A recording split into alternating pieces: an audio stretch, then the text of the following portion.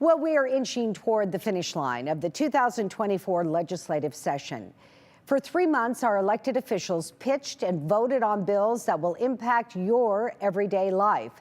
But did they focus on what everyday Idahoans want? Andrew Bartline followed the State House all session long.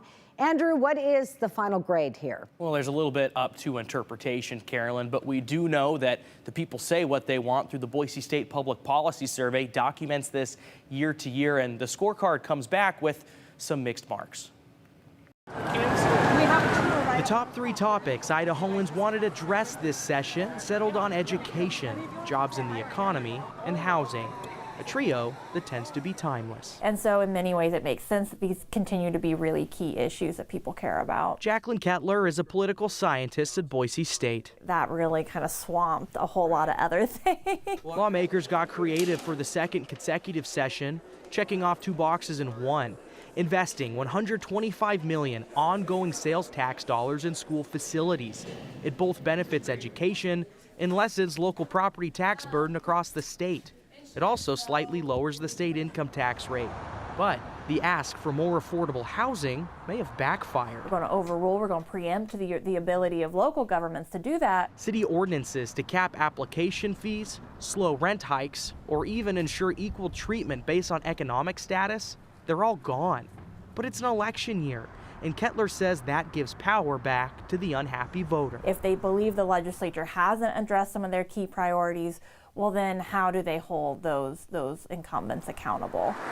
But one of the highest ticket items is still up in the air. Governor Brad Little is waiting to make his final decision on House Bill 710. It's legislation to put age restrictions on some content in Idaho libraries. Less than 1 in 4 Idahoans consider this to be a problem. But those might be really key primary election voters. And winning over the disgruntled seems to be a key category. For the first time in the survey's 9-year history, the majority of Idahoans say the state's headed in the wrong direction.